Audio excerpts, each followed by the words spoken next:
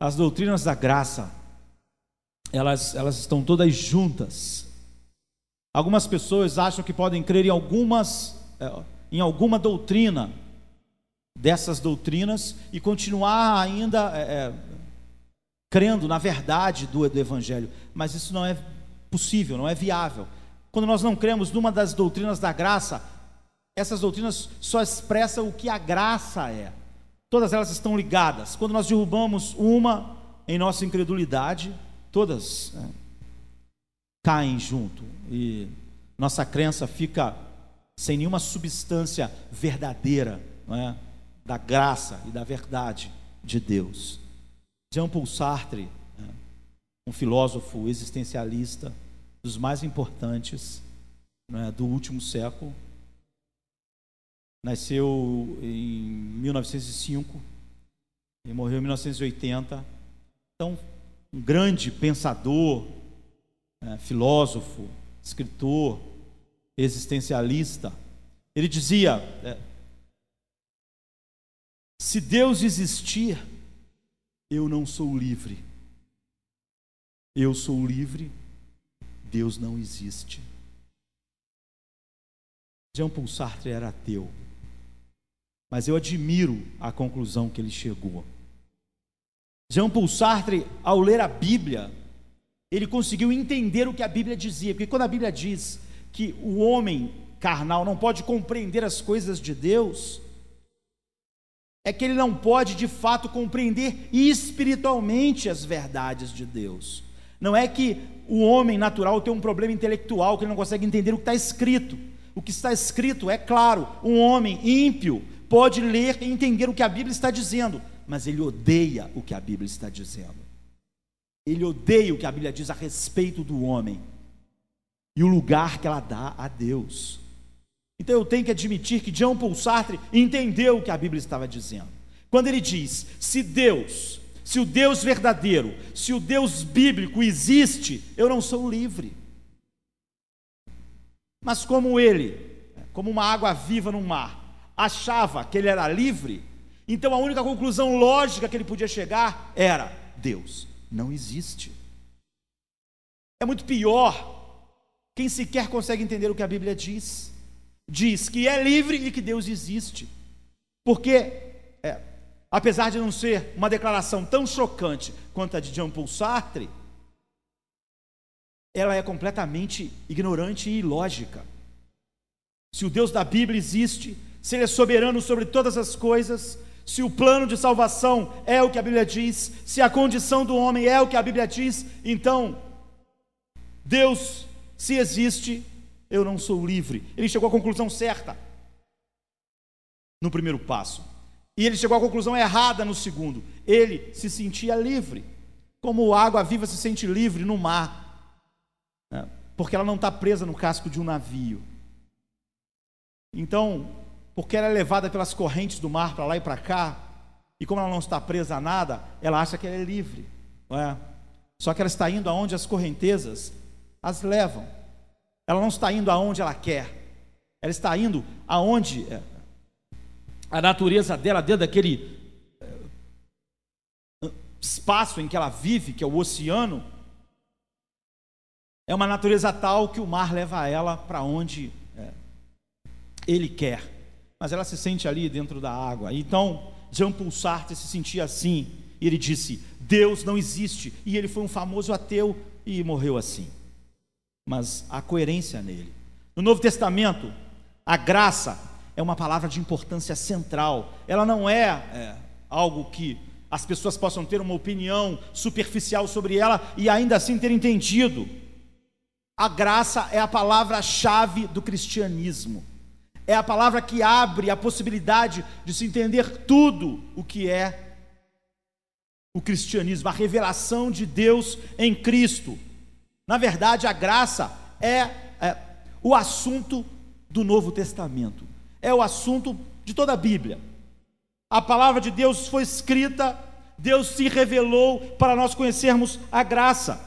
É sobre isso que o Novo Testamento fala. É inacreditável estudarmos a Bíblia e não compreendermos isso. O Deus que é exposto no Novo Testamento, no Velho Testamento, é o Deus de toda graça, é o que 1 Pedro 5,10 diz. Esse é o Deus da Bíblia, o Deus de toda graça. E o Espírito Santo, não é? O Deus do Espírito Santo, Hebreus 10:29 diz, é o Espírito da graça. O Pai é o Deus de toda graça, o Espírito Santo é o Espírito da graça. E todas as esperanças que a Bíblia traz para nós, que a verdade de Deus traz para nós, como em Atos 15:11, é a graça do nosso Senhor Jesus Cristo. Sabe, a graça é a palavra central. Aquele Senhor que sustentou Paulo com uma certeza bendita, que nós vimos ele dizendo em 2 Timóteo 1,12, eu sei quem tenho crido. A certeza bendita de Paulo, a firmeza, era a palavra de Deus em 2 Coríntios 12:9, dizendo, a minha graça te basta.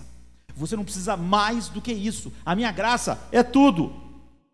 No dizer do apóstolo João, em João 1,17, quando ele vai falar sobre o Evangelho, ele diz, a graça e a verdade vieram por meio de Jesus Cristo. O que veio por meio de Jesus Cristo para o mundo? A graça e a verdade.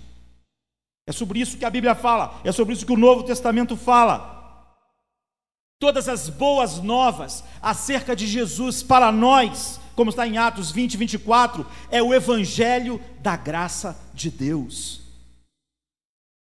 É isso, essa é a verdade bíblica.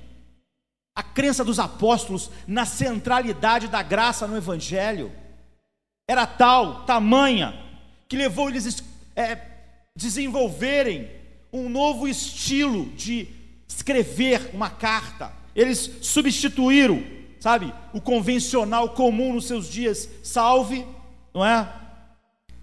Que era a saudação normal de todas as pessoas, para a salvação, graça e paz. As 13 cartas do apóstolo Paulo começam assim, que a graça de Jesus seja com vocês, graça e paz da parte de Jesus Cristo. Porque eles compreenderam isso. Às vezes graça, misericórdia e paz da parte do Pai, de Deus Pai, de Cristo. E ao invés do usual a Deus, não é? Que nós mesmos ainda usamos, eles colocaram que a graça do nosso Senhor Jesus Cristo seja sobre todos vós. As cartas começam com a graça e terminam com a graça, e o que elas falam no meio disso, simplesmente é o desenvolvimento do Evangelho da graça do nosso Senhor Jesus Cristo. A carta de Pedro e de Judas e o Apocalipse tem saudações similares a essa, como 2 João 3. Todos os apóstolos, em todo o Novo Testamento, sabem que tudo o que eles têm a dizer é algo a respeito da graça de Deus.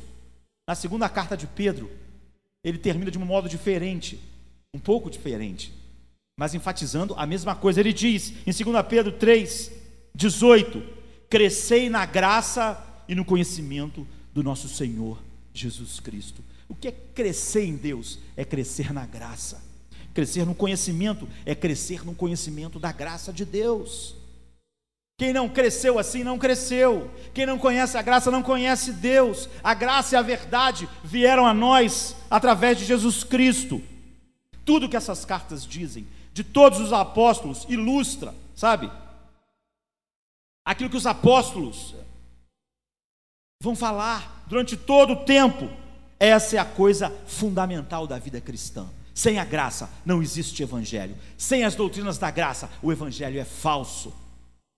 É uma mentira, é um engano. E com frequência, então, com toda razão, não é? A salvação é o tema do Novo Testamento. A salvação neotestamentária nunca é por outra fonte, como está em Efésios 2:5, 8, não é? É a graça de Deus que nos dá a salvação. É ela que opera a salvação em nós. E a finalidade da salvação é para o louvor da glória da sua graça. Ele nos elegeu em Cristo antes da fundação, para louvor da glória da sua graça. Tudo que Deus faz é para exaltar a sua graça. Essa é a coisa fundamental. Isso está em Efésios 1:16. Graça, então, contém na verdade, a palavra graça resume toda a teologia do Novo Testamento, toda a teologia bíblica. A mensagem do Novo Testamento que nós estudamos vez após vez é que Cristo veio ao mundo, nasceu, morreu aqui da parte de Deus, para que a graça de Deus invadisse as nossas vidas, e nós agora recebemos a graça, como está em Romanos 5,17, 2 Coríntios 6,1, e nós devemos conhecer mais da graça, como está em Colossenses 1,6, desculpa, e essa graça em nós não será frustrada, como Paulo diz em Gálatas 2,21, e nós vamos perseverar na graça, como está em Atos 13:43. Porquanto a palavra da sua graça tem o poder para vos edificar, é o que Paulo diz. A palavra da sua graça tem o poder para vos edificar e dar herança entre todos os que são santificados, em Atos 20:32. A graça é o sumário e a substância do Evangelho. Se alguém não entender isso, se alguém não entender as doutrinas da graça, não entendeu o Evangelho. Não há salvação, não há conhecimento de Deus, não há crescimento espiritual, não há entendimento bíblico verdadeiro espiritual. A chave que abre o Novo Testamento, a chave que abre toda a palavra de Deus é essa, a graça de Deus, é essa doutrina. Essa é a única chave capaz de abri-lo. Se você não compreende a graça, você não compreende a Bíblia. Não há como. As pessoas vão jogar um texto contra o outro, elas não podem entender. Elas vão ficar confusas. Nunca as pessoas vão poder penetrar no significado da palavra de Deus sem essa chave, a graça de Deus. E essa é a razão porque muitas pessoas acham o Novo Testamento desconcertante, frustrante. Principalmente as cartas do apóstolo Paulo, não conseguem entendê-lo, ficam confusos. Veem textos claros, não podem compreender, não podem aceitar, porque ele não sabe nada a respeito da graça de Deus. Muitas pessoas religiosas ou pessoas ignorantes, muitas pessoas religiosas que são ignorantes a respeito da graça, eles pensam que o Novo Testamento é uma máxima de morais, uma máxima moral, e então eles veem que não é viável a aplicação de fato daquilo do ponto de vista humano na vida das pessoas. Outras pessoas, não é? Acham que podem por si mesmo e com a sua própria força viver. Isso chega a ser desconcertante. Viver a vida que Deus disse que é impossível o homem viver sem a sua graça. Nós não podemos sequer entender a palavra de Deus sem a graça de Deus. Infelizmente, o significado da graça não é mais apreciado hoje. Se você falar sobre as doutrinas da graça, as pessoas não a recebem com alegria. Isso é para nós vermos que nós estamos numa situação tão grave ou pior do que quando a reforma foi feita há tantos séculos atrás. As pessoas não apreciam o significado da graça, elas não aceitam, seus orgulhos ficam feridos, elas ficam ofendidas. Todo o orgulho humano é eliminado pela graça de Deus. As pessoas dizem que as doutrinas são perigosas. As doutrinas que levam as pessoas para o inferno não são perigosas. As doutrinas da graça, que são as únicas que podem, de fato, não é, salvar um homem, são perigosas. Não sei, só se é perigoso ser salvo, não é? Então, nos últimos 100 e poucos anos, esse tópico tem sido tão negligenciado, as doutrinas da graça, e tem sido tão mal manuseado pelas pessoas, que a clara compreensão da mesma, sabe, que foi um legado deixado para nós pelos reformadores do século XVI, no século XVII, os puritanos, até o século XVIII, foi completamente perdido. Há pessoas que simplesmente podem não saber nada. Eu conheço muitos pastores que fizeram um seminário e nunca leram um livro dos reformadores, nunca, sequer foi pedido a eles. Eles estudaram anos e não sabem nada sobre as doutrinas da graça. Então nós vemos as pessoas usar a palavra graça o tempo inteiro. Qual o problema da igreja? A palavra graça é usada o tempo inteiro como a palavra soberania, mas só que elas estão vazias de significado. Você vai ver muito na igreja as pessoas orando: Deus, concede-nos a ajuda da tua graça para fazermos isso ou aquilo, ou dá-nos graça para que possamos fazer isso ou fazer aquilo outro. Para muitos esse termo não quer dizer quase nada, sugere apenas algumas noções vagas, como uma celestial recarga de bateria para que nós possamos fazer as coisas que a gente pega numa oração. Para a maioria das pessoas, ela não significa nem isso. Para a maioria das pessoas, ela não significa nada. Se você chamar elas e falar: fala-me sobre a graça, dê a razão da sua fé, porque a graça é tão central no Novo Testamento, porque o Novo Testamento fala o tempo inteiro sobre isso, então as pessoas não vão ter nada para dizer. Enquanto isso, muitos praticam, em nome do cristianismo, formas de religião tão comum, que frustram e negam totalmente a graça de Deus. A maior parte das mensagens dos nossos dias negam totalmente a graça de Deus. Esse é o estado em que nós estamos. O moralismo liberal, que acha que o homem é capaz e é livre, e podia, se quisesse, obedecer, viver e ser santo, mostra a completa ignorância na qual nós estamos. E as pessoas acham que se alguém faz algumas coisas boas aos seus olhos, ele pode ser abraçado por Deus e aceito por Ele. A falha em compreender o significado da graça é a necessidade mais urgente dos nossos dias. E quando nós falamos sobre isso, nós percebemos que era mais urgente do que nós imaginávamos. Os crentes que anelam ver uma reforma, um verdadeiro avivamento, hoje, devem entender que somente através da redescoberta da verdade da graça de Deus, isso é possível. E se isso não acontecer nos nossos dias, não haverá nenhuma reforma, nenhum avivamento, a não ser um monte de heresias que nós podemos dar o nome que nós quisermos. Então nós precisamos perguntar, como se precisássemos começar tudo de novo: o que é graça? O que é essa graça que me carrega desde os tempos passados, que opera em mim agora e vai operar em mim por milhões e milhões de anos para frente? Opera nesse instante, não é, em que eu estou falando, e vai operar daqui a bilhões de eras, bilhões e bilhões de eras. Toda a bondade, o poder de Deus, que serão exercidos sobre a minha vida, agora, amanhã e daqui a séculos e séculos, farão através da sua graça. Então nós precisamos perguntar mais precisamente: o que faz da graça graça? O que faz a palavra ser aquilo que a Bíblia diz? O que é a graça pela qual nós devemos viver, como Paulo diz em 1 Coríntios, de 15 a 10, o que é graça de Deus? Algumas pessoas mostram uma definição, uma diferença entre graça e misericórdia.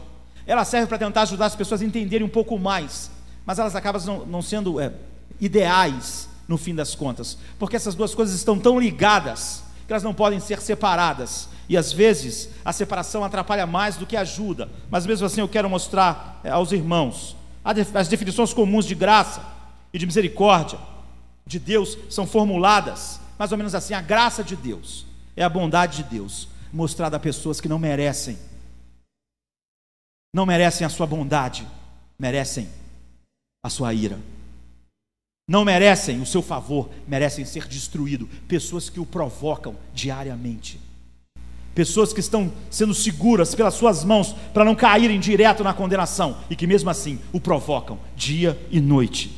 A bondade feita a essas pessoas é graça. Pessoas que merecem ser destruídas, que fazem tudo para inflamar a ira de Deus. Quando Deus exerce sua bondade, Ele está exercendo graça sempre a pessoas que merecem ser destruídas, ou seja, todos nós.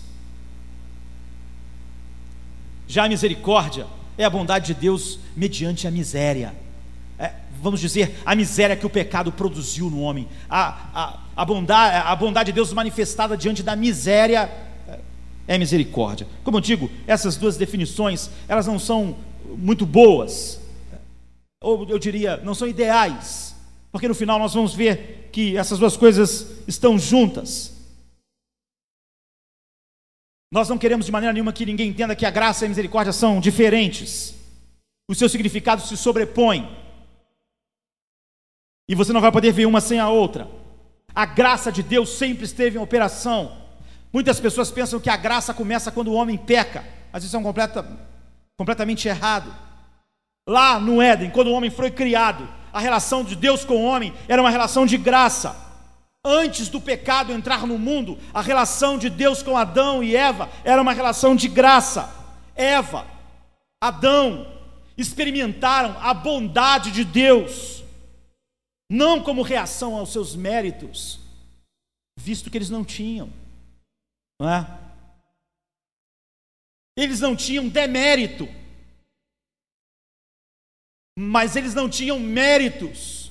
A graça de Deus no Éden não era a resposta ao merecimento dos homens, por isso era graça. Apesar de não haver demérito, o homem não pode merecer ser criado. A criação é uma atitude de graça de Deus. O não ser não pode merecer ser. O não ser, o homem antes de ser criado não pode merecer ser criado. O que não existe não pode fazer nada para merecer ser criado. A criação é um ato da graça de Deus. É um ato imerecido. Não é a resposta de Deus a mérito algum daquilo que não existia. Então, antes deles pecarem,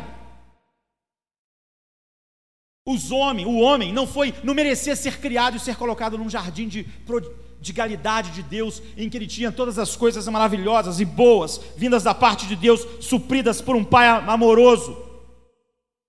Então, antes de pecarem, Adão e Eva viviam sobre a graça de Deus. Tudo que eles recebiam, eles não mereciam. Isso é para nós imaginarmos o que esse mundo hoje merece, não é? Os homens, sem nunca ter pecado, não mereciam. Como os anjos, ao serem criados, a relação de tudo de bom que Deus estava dando a eles era uma relação de graça. A obediência deles não era um ato meritório.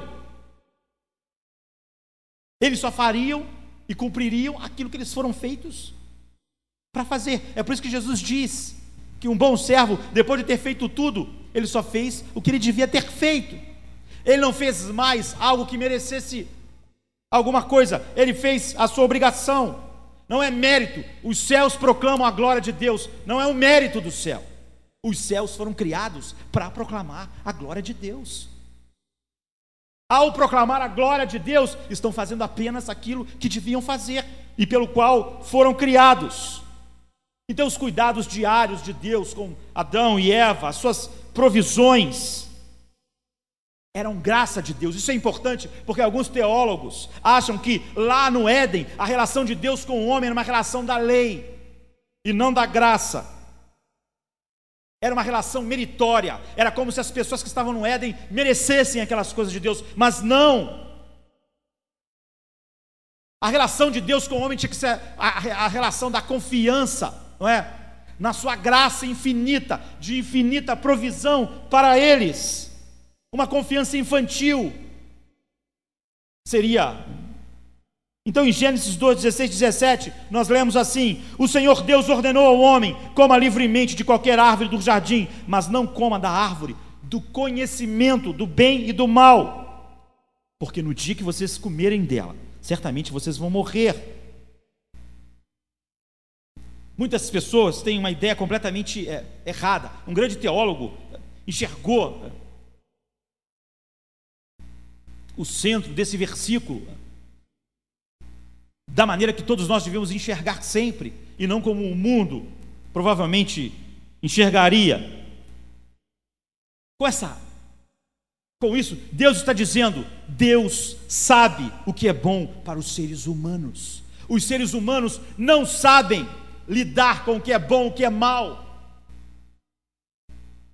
Se vocês comerem da árvore do bem e do mal, vocês vão ter que escolher entre o bem e o mal. e vocês vão ser destruídos pelo mal, vão ser escravizados por ele. Vocês nunca vão se livrar do mal.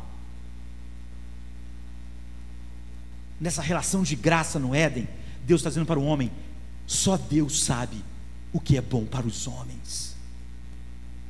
Os homens não sabem sequer o que é bom e o que é mal. É por isso que a Bíblia diz que todos os homens são maus, e muitos não acham, eles não sabem.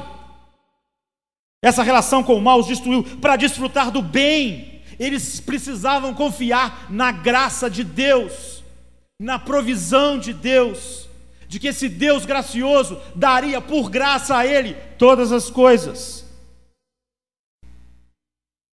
E se nós desobedecêssemos, nós teríamos que decidir minuto após minuto o que era bom, o que era mal, e o mal ia nos destruir. Vocês irão morrer. Vocês não podem lidar com o mal. O mal vai escravizar vocês, como fez com os demônios, e não há escapatória. Vocês nunca mais vão saber o que é bom. Vocês vão estar mortos para tudo que é bom. Ou seja, esse era o castigo. O castigo era a completa escravidão dos homens ao mal, por não confiar de que só Deus sabe o que é bom para os homens que ele criou. Em outras palavras, Deus queria, na não ingestão da árvore do conhecimento do bem e do mal, fosse uma confiança na sua sabedoria generosa. Os homens no Éden eram alvo da graça de Deus, não mereciam ter sido criados, porque ninguém que não existe merece alguma coisa. Recebiam todas as coisas da graça de Deus. Então Adão e Eva, tinha que confiar na sabedoria de Deus para conduzi-los em todas as coisas que eram boas e suprir todas as suas necessidades. A serpente falou 2 vezes com eles, isso foi o suficiente, não é? Ser uma violação da confiança no amor do Pai, e para descobrirem que tudo que eles tinham era fruto da graça de Deus. Todo ato da graça de Deus a partir desse momento passou a ser um ato de misericórdia. A graça, Deus não podia usar misericórdia com Adão e Eva, porque, como nós falamos, isso é só para ajudar. Eu falei que essa não era uma coisa ideal. A misericórdia é a bondade de Deus manifestada diante da miséria, e não havia miséria humana no Éden. Mas a graça é manifestada, além de ser no demérito, mas não só nisso, a não haver méritos, e eles não tinham méritos. O que eles recebiam de Deus no Éden não era a resposta de Deus a nenhum mérito, e nenhum ser merece ser criado, e nenhum ser fez alguma coisa antes de ser criado para merecer ser criado. Tudo tem que ser e tem que fluir dessa graça imerecida de Deus. Mas visto que o pecado entrou no mundo, a experiência da graça tem sido diferente. Ela sempre tem que estar junto com a misericórdia, porque agora a graça de Deus sempre é exercida sobre aqueles que não merecem e que são miseráveis, pecadores. E que agora, sim, a graça tem que se manifestar de uma maneira mais profunda, porque agora ela está operando no campo do demérito. Agora o pecado entrou no mundo, e quem não merece a bondade de Deus, agora merece a sua ira, agora merece a sua fúria. Nunca antes de pecar o homem merecia a bondade de Deus, só que depois do pecado, ele, além de não merecer a bondade de Deus, ele merece a ira de Deus. O salário do pecado é a morte. Romanos 6:23. Visto que sempre o pecado traz miséria, agora a graça e a miséria estão unidas. Todo ato de misericórdia demonstrado a uma pessoa que está numa situação miserável, não é? Por causa do pecado, é um ato de misericórdia e graça da parte de Deus. Demonstra misericórdia, demonstra a graça de Deus. Então não há diferença real, elas estão sempre juntas. Todo ato de bondade de Deus para com o homem é misericórdia e graça. Então, nós podemos facilmente abandonar as distinções aqui, não é? E na Bíblia acontece isso. você vai ver as pessoas clamando por graça ou misericórdia e as palavras querendo dizer a mesma coisa. Então, nós podemos, se mantivermos separados, podemos ter uma ideia de que a graça parece mais gratuita do que a misericórdia, já que a misericórdia é uma reação diante não só do demérito, mas da miséria. Já a graça é diante daquilo que suscita a ira. Então, a graça seria mais, a gratuidade dela seria mais evidente, mas elas nunca operam separadas. E Deus, então, nunca é constrangido por nada a agir com bondade agora. Nós podíamos dizer que a miséria podia suscitar piedade, mas o pecado suscita a ira, e a miséria dos homens é por causa do pecado. Por isso a graça para os pecadores só pode ser entendida como a coisa mais gratuita de Deus para com os homens. Agora, a graça imerecida às vezes é condicional, e não é difícil entender, não é? Porque gratuito nem sempre quer dizer incondicional. Muitos dos atos de Deus são condicionais.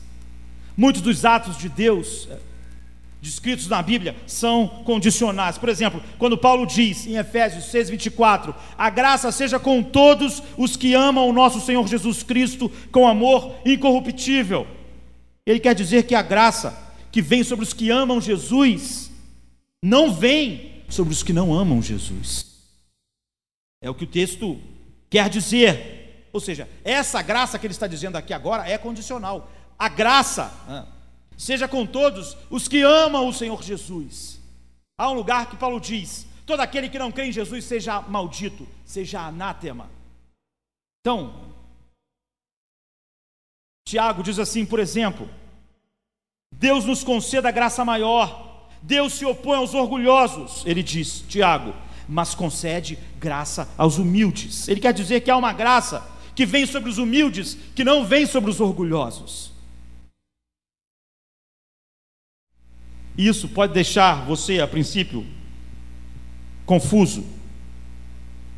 Mas a graça condicional não é obtida em troca de esforços. Ela não é merecida. Graça imerecida é uma contradição.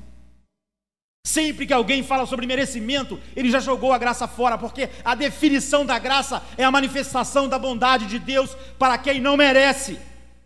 Ninguém venha dizer que Deus tem que usar de graça com alguém, porque isso explode a definição de graça, destrói a definição de graça. Então a graça não pode ser merecida, mas nós vimos que às vezes ela é condicional. A graça é graça justamente porque todas as pessoas que recebem a graça não merecem receber. Eu vou usar um exemplo. Exemplos nunca são muito bons, porque é óbvio que eu não posso fazer o que Deus faz. Ou seja, eu vou falar sobre situações externas, mas Deus opera em nível interno do ser humano. Mas eu tenho um filho, Mateus, que já está na idade de dirigir. Eu posso dizer para ele: se você aprender a dirigir, eu vou te dar um carro. Aprenda a dirigir e eu vou te dar um carro. E amanhã eu posso... É brincadeira, hein, Matheus? É só um exemplo. Não adianta aprender a dirigir, que eu não vou te dar o carro, né? Tá. Ficamos entendidos aqui. Isso aqui é a mensagem. Se você aprender a dirigir, eu te dou um carro. Amanhã eu posso acordar de manhã e falar: Mateus, levanta, eu vou te ensinar a dirigir. Senta aí, vamos dirigir. E ele aprende a dirigir, eu ensinei ele a dirigir e dou o carro a ele. Eu impus uma condição: ele vai ganhar um carro se souber dirigir. Eu ensinei ele a dirigir para ele ganhar o carro.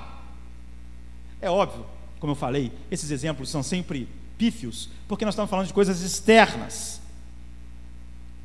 Então graça condicional não é a mesma coisa que graça merecida, porque graça merecida é uma contradição. Então como pode ser isso? Pastor, como isso pode funcionar? Parte da resposta a ser dada aqui é que quando a graça de Deus é prometida com base numa condição, a graça de Deus faz aquela condição acontecer, Ele opera aquilo que Ele exigia. A graça realmente era condicional, mas a graça provê as condições que Ele estava exigindo. Como nesse exemplo mal feito, eu exigir que o Mateus, para ganhar um carro, tivesse que aprender a dirigir, e eu mesmo ensinei ele a dirigir. É óbvio que eu não posso operar nas profundezas do Mateus para ele acordar sabendo dirigir. Este é o exemplo bíblico do arrependimento como condição para receber a salvação. Para receber a salvação, a graça da salvação, o homem tem que se arrepender. É óbvio que o arrependimento é uma condição. Se um homem não se arrepende, vai para o inferno.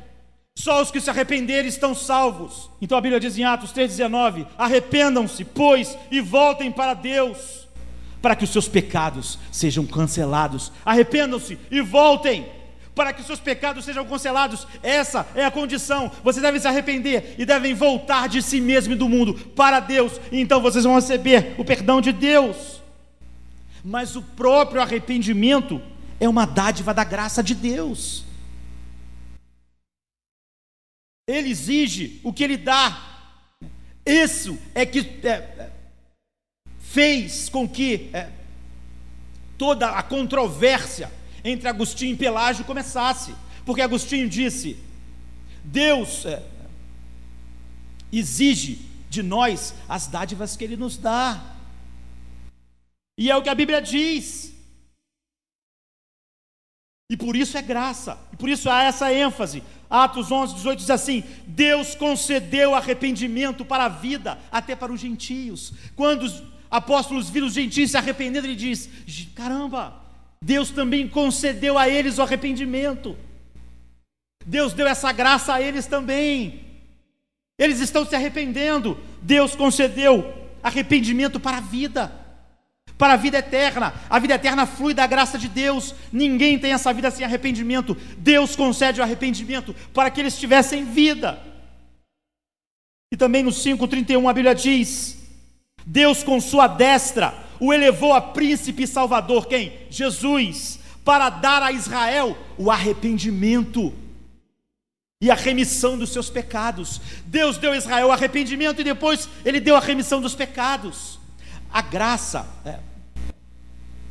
impõe condições que ela satisfaz. Em 2 Timóteo 2:25, a Bíblia diz: Deus lhes conceda, Paulo está dizendo, o arrependimento. Deus tem sua voz, levando-os ao conhecimento da verdade. A minha oração é que Deus dê a vocês o arrependimento, é que Ele opere o arrependimento. Então João Calvino cita Agostinho a esse respeito e diz assim: a boa vontade do homem precede a muitas dádivas de Deus, mas não a todas. A própria vontade precedente é uma dessas dádivas. É a verdade. A liberdade de Deus não é reduzida quando Ele torna algumas das suas graças dependentes de condições. Isso não anula a graça. Por quê? Porque é a sua graça que concede aquilo que os homens, aquilo que é exigido dos homens para a salvação. Ele concede o arrependimento. Ele é o autor da salvação. Ele traz o homem a Cristo. Então a graça, em resposta à graça, ainda é graça. Se tudo que é exigido é o próprio Deus que dá, é por isso que Paulo diz: não há nenhum mérito. Nós somos salvos pela graça. Não me venha dizer que qualquer coisa na salvação fluiu de algum homem natural. Senão, ele não tinha sido salvo pela graça, ele tinha sido salvo pelos merecimentos. Ele não tinha sido salvo em Cristo, tinha sido salvo em si mesmo. Deus deu Cristo para nos conceder o arrependimento, nos conceder essas dádivas. A liberdade está no cerne do significado da graça bíblica. Graça é algo imerecido. É dada a alguém que não tem nenhum mérito, não é? Tem pouco mérito, não tem mérito algum. Essa é a liberdade de Deus. Eu poderia trazer de volta a frase de Jean-Paul Sartre: se Deus existe, eu não sou livre. Ele disse: eu sou livre, Deus não existe. Mas a conclusão é: Deus existe e eu não sou livre. Só Deus é livre. E a graça é uma dádiva do Deus livre, que Ele concede livremente. Ser Deus é ser livre. Ser Deus é ser livre. Até um ateu conseguiu entender isso, de tal maneira que, ao não querer dizer que Deus era quem Ele era, preferiu dizer que Deus não existia. Mas pelo menos ele foi até o fim de uma conclusão lógica. Se o que a Bíblia diz é verdade, só Deus é livre. E como ele odiou a ideia, ele disse: Deus não existe. E agora, ele já deve ter se encontrado com Deus para discutir o assunto e descobrir a liberdade de Deus. Em primeiro lugar, quando Deus se revela a Moisés, quando Deus se revela de maneira poderosa a Moisés, Ele se define como o absolutamente livre. Essa é a definição de Deus, o absolutamente livre, doador de toda a graça. É a definição de Deus. Moisés queria ver a glória de Deus. Moisés, em Êxodo 33:19, ele disse: peço-te que me mostre a tua glória. Quero ver a tua glória, Deus. E a primeira resposta de Deus a essa oração, a maneira que as pessoas podem ver mais a glória de Deus, é dada a Moisés numa revelação verbal e não numa revelação visual. Deus diz a Moisés: terei misericórdia de quem eu tiver misericórdia, e terei compaixão de quem eu tiver compaixão. Terei misericórdia de quem eu quiser ter misericórdia, e terei compaixão de quem eu quiser ter compaixão. Eu sou o Deus soberanamente livre. Essa é a revelação mais profunda da glória de Deus. Ser Deus é ser livre. Quando Deus diz: terei misericórdia de quem eu quiser ter misericórdia, Paulo repete isso em Romanos 9, não é? Cita o texto. Ele quer dizer: eu sou livre para demonstrar graça. Eu demonstro graça livremente. Eu demonstro graça quando eu quero, aonde eu quero, para quem eu quero. Se você perguntar: quem são aqueles, Deus, que têm as suas misericórdias? Quem são esses? A resposta dele é aqueles de quem eu tiver misericórdia. Deus, quem receberá a sua graça? Receberá quem eu desejar manifestar a minha graça. Sou livre. Sou um Deus livre. Mesmo antes do pecado, não devia nada a ninguém. Não devo. Eu sou um Deus completamente livre, soberano, para demonstrar a minha graça, a minha bondade.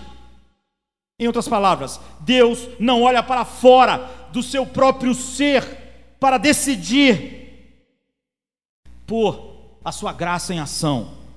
No fim das contas, a graça nunca é constrangida. Nunca alguém fez algo ou está sofrendo algo que leva a Deus a manifestar a sua graça. Ele diz: terei misericórdia de quem eu tiver misericórdia, e terei compaixão de quem eu me compadecer.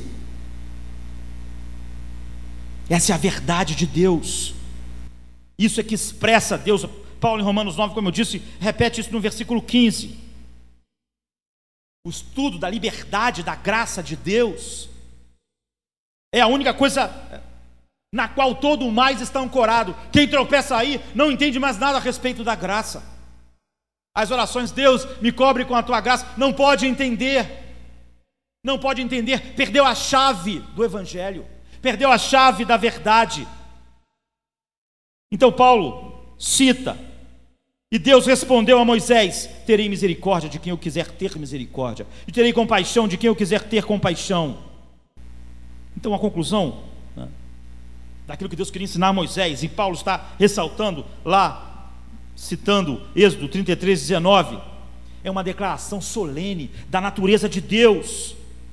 É uma proclamação da sua glória. Moisés tinha pedido: me mostre a sua glória, a minha glória, Moisés. Eu sou Deus soberanamente livre.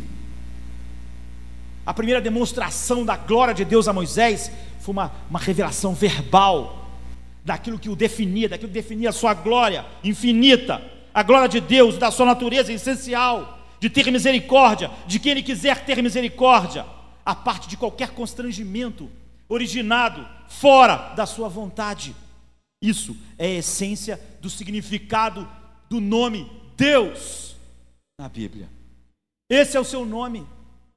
Ele estava revelando quem Ele era. O eu sou. Eu sou livre, soberanamente livre. Assim, no centro da autorrevelação de Deus, o ponto fundamental do qual nós podemos conhecer Deus está a declaração de que Ele é livre, na forma em que parte a sua graça. Ele é completamente livre. Nada nunca o constrange. Essa liberdade pertence à essência do que significa ser Deus. Por isso que Jean Paul Sartre, ao entender o que a Bíblia diz, disse: Deus não existe. Não vejo mérito em ele dizer isso, mas é terrível alguém ler a Bíblia e dizer: isso não é verdade e Deus existe, porque a pessoa inventou um Deus. E pelo menos Jean Paul Sartre não quis inventar outro. Ele disse: Deus da Bíblia, o Deus que a Bíblia diz, não existe. E o homem que diz isso, é óbvio que Deus não concedeu a ele a graça do arrependimento. Sabe, Deus é misericordioso para com quem Ele quiser. Ele não está limitado pela maldade de ninguém. Você não acha isso maravilhoso? Algumas pessoas ficam preocupadas com isso. Se a graça de Deus tivesse que ser suscitada, não poderia ser graça, mas a bondade de Deus, por algo de bom nos seres humanos, todos nós íamos para o inferno. Um evangelho desse pode ser bom. O que a Bíblia diz da essência do que significa ser Deus é que Ele pode ser misericordioso para quem Ele quiser. Ou seja, Ele não está limitado pela nossa maldade. Ele não vai ter que mandar todos nós para o inferno, porque a nossa maldade não pode limitar a sua graça. Porque se a nossa maldade pudesse, todos nós estávamos perdidos.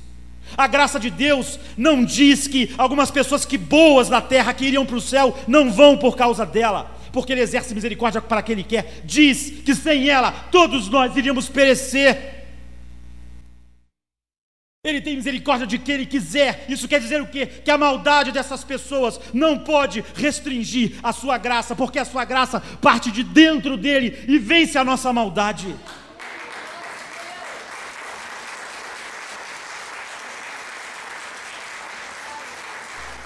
As doutrinas da graça é um grande encorajamento para todos os pecadores. O pior dos pecadores, todos os seres humanos podem ser salvos, se assim Deus quiser manifestar a sua graça.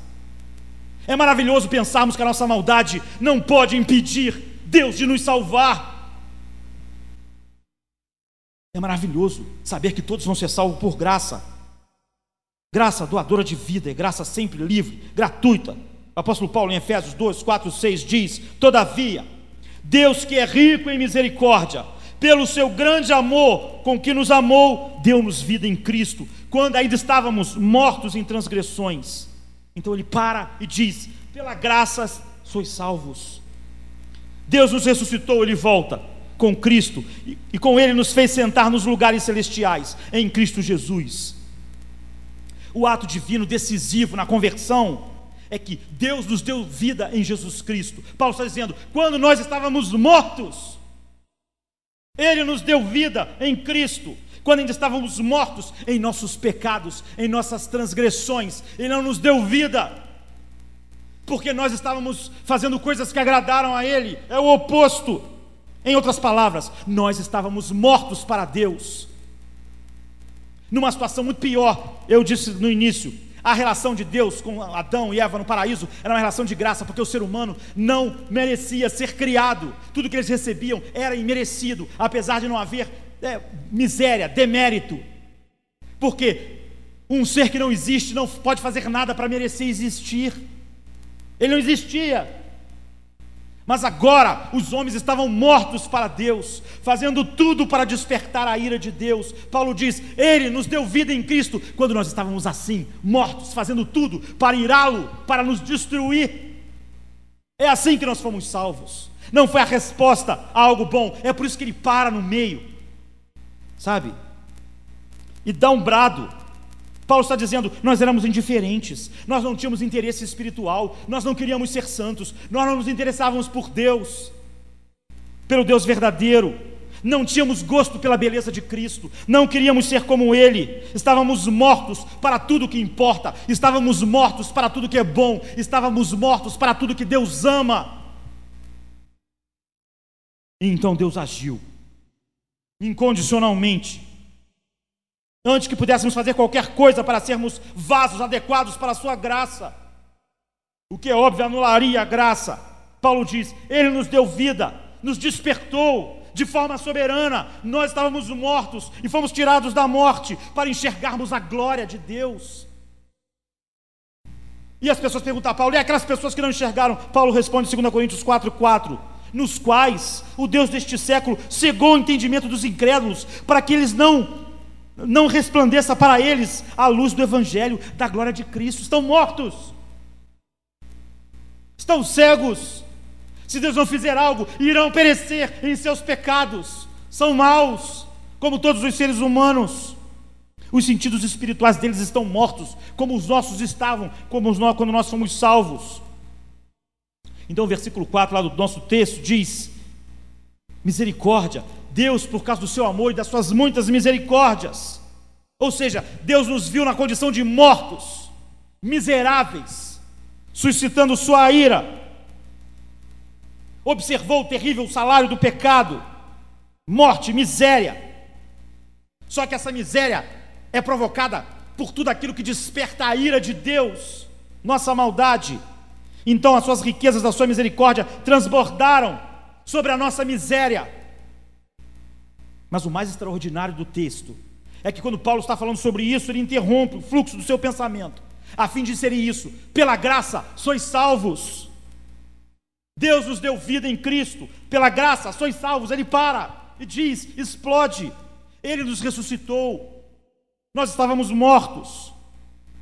Paulo dirá isso outra vez no versículo 8. Então, porque ele interrompeu o seu pensamento para injetar esse brado, inserir a expressão? Porque o foco estava na misericórdia de Deus, por causa do seu muito amor, da sua grande misericórdia que Ele teve para conosco. Ou seja, estávamos no estado miserável, de morte, quando estávamos mortos. Então Paulo faz um desvio para nós entendermos que a misericórdia e a graça de Deus é uma expressão sempre que estão juntas. Ele reconhece a oportunidade perfeita, ao ressaltar a nossa miséria e morte, o brado da graça de Deus. Ele estava descrevendo o nosso estado antes da conversão, e ele percebe, e ele quer que eles percebam que os mortos não podem satisfazer condições. A ideia de que alguém mereceu, ou que fez alguma coisa para receber a graça de Deus, da salvação, é ridícula. É como eu ir no cemitério agora e falar para as pessoas: quem quiser ressuscitar, levanta o dedo. Paulo quer dizer exatamente isso. Mortos não satisfazem condições, estão mortos. Caso vivam, para o morto que está agora no cemitério viver, vai depender de um ato fora dele, de um ato soberano. Não vai depender de nada que ele possa fazer. Está morto. Qualquer condição que você coloque para ele sair dos mortos é ridícula, mesmo levantar um dedo. A menor condição torna impossível ele ressuscitar. Então, no próprio cerne, da graça de Deus, Paulo introjeta isso. O ato divino é totalmente incondicional. É Deus ressuscitando um morto. Então ele quer dizer, por isso ele grita no meio: pela graça sois salvos. Ele está dizendo: vejam, foi a graça de Deus, é tudo por graça, vocês estavam mortos, Ele tem misericórdia de quem Ele quiser. Essa é a definição de Deus, que Ele revelou a sua glória. Não podiam fazer nada, foi misericórdia, foi de fato. Por quê? Porque a sua situação é deplorável, você era como um defunto que estava fedendo em decomposição. Então é misericórdia, mas você não podia satisfazer nenhuma exigência, é graça. Então ele brada: pela graça sois salvos. Então ele quer enfatizar que o cerne do que ele quer dizer com a graça, por isso ele dá esse brado. É como uma pessoa ressuscitando dos mortos. A graça que elege é uma graça livre. Paulo diz em Romanos 11:5: haja também, hoje também há um remanescente escolhido pela graça de Deus. Em outras palavras, a existência de um remanescente entre os seres humanos que irão ser salvos. Esse remanescente existe por causa da graça de Deus. Haja também, hoje também há um remanescente escolhido pela graça, eleição pela graça de Deus. Em outras palavras, a eleição da parte de Deus a nós, o fato de Deus escolher homens para manifestar a sua graça, essa eleição é uma eleição da graça. Paulo diz, é a escolha feita por Deus, livre, autônoma, sabe? E Paulo quer deixar isso bem fixado. Em Romanos 11:6 ele diz: e se é pela graça, já não é mais pelas obras. Se fosse a graça, já não seria mais graça, porque as obras destroem a graça. A graça é o favor imerecido. E se houvesse obras nas quais Deus respondeu, então Paulo diz da maneira mais clara possível: se é pela graça, já não é mais pelas obras. Se fosse, a graça já não seria graça. Se a salvação derivasse de alguma coisa que o homem fez, ou de uma coisa boa no ser humano, então nós temos que esquecer a graça. É por isso que a graça está no cerne, é por isso que as cartas começam: a graça de Deus seja com todos vocês. É por isso que elas acabam: que a graça do nosso Senhor e Salvador Jesus Cristo seja sobre vocês. Não há salvação fora disso, não há evangelho fora disso. Põe isso na mente de vocês. É o que ele quer fixar com as suas cartas, todos os apóstolos. E Paulo, para não deixar a menor dúvida, diz em Romanos 4:4: ora, para o que trabalha, seu salário não é considerado segundo a graça, mas segundo a dívida. Se alguém fez algo para merecer, então o que ele recebe é um salário, não é a graça de Deus. Deus ficou devedor, não era mais livre. Então Paulo ressalta a gratuidade da graça ao contrastá-la com as obras. Se as obras dos homens obtêm a salvação e criam o remanescente, elas não seriam mais pela eleição da graça de Deus. E o que começaria com uma eleição autônoma, gratuita e incondicional, já não era mais graça de Deus. Me avisaram lá, o tempo acabou. A graça de Deus não é algo que operou ontem em mim e opera nesse instante. É algo muito maior. Quando Deus diz, Deus está dizendo que Ele é uma fonte. A gratuidade da sua graça tem uma fonte inexaurível, flui dele, e Ele é um ser infinito. Ele é um Deus livre. Deus é zeloso em ser visto como uma fonte inesgotável de graça e misericórdia, de vida, de poder, de alegria. Então em Ezequiel 39:25 ele diz: terei compaixão de toda a nação de Israel e serei zeloso pelo meu nome. Ele é zeloso para que o mundo perceba, sabe, que Ele não possui deficiências. A nossa salvação não é por causa de alguma coisa em nós, é para o louvor da glória da graça dEle, para mostrar como a graça dEle é maravilhosa, infinita, sua misericórdia, como Ele é perfeito. Ele não possui deficiências como nós, para que alguma pessoa precisasse fazer algo para suprir. Essa é uma característica nossa. Ele é sempre benfeitor, e nós sempre somos beneficiados, eu e você. Ele nunca é constrangido a fazer o que faz. Ele permanece livre para sempre. Só Deus é livre, e é livre para sempre. Isso que significa ser Deus. Isso é o significado de ser Deus.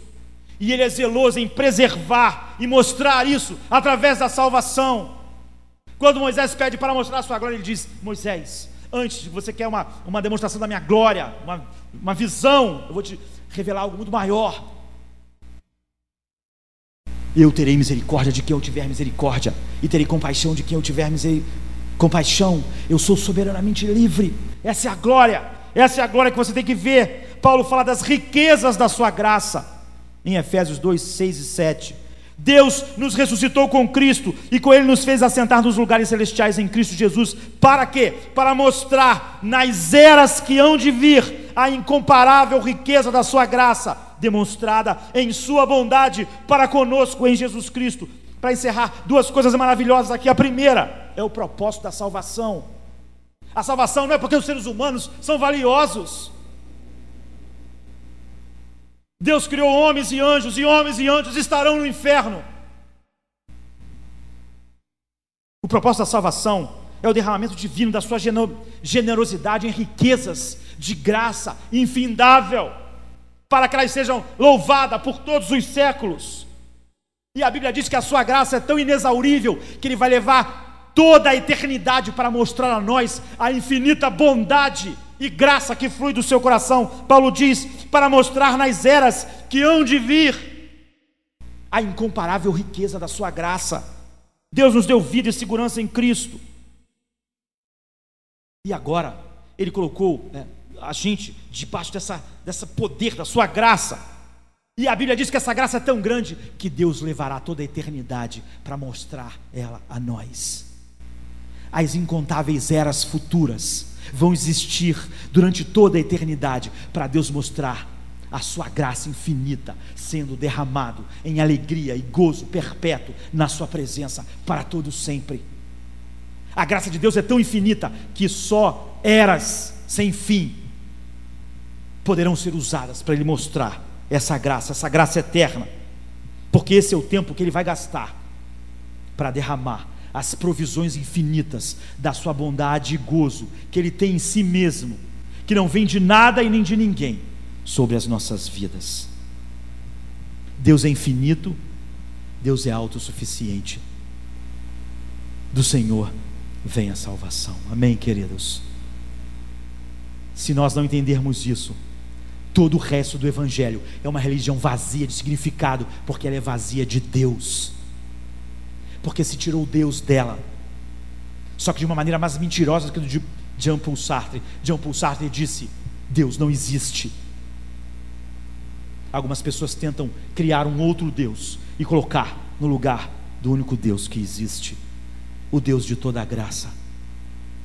O Deus, quando a Bíblia diz o amor de Deus Pai, porque em amor Ele nos elegeu para Ele antes da fundação do mundo. A graça do nosso Senhor e Salvador Jesus Cristo,